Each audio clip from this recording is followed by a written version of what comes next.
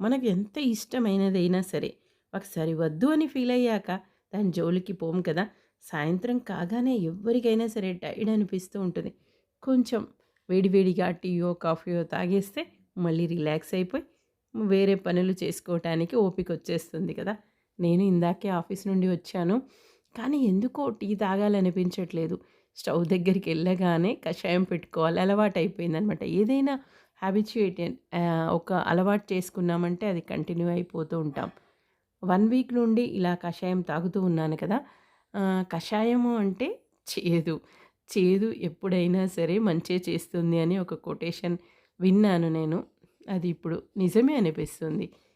తీపి మాటలు చెప్పేవాళ్ళు ఎప్పటికైనా ప్రమాదకరమే. చేదు మనకు మంచి చెప్తూ ఉంటారు. కానీ మనకది వంట పట్టదు. ఇప్పుడు ఇది చూస్తే ఇది కన్ఫర్మ్ అనిపించింది. పెద్దలు ఏది చెప్పినా కూడా కరెక్ట్‌గానే ఉంటుంది.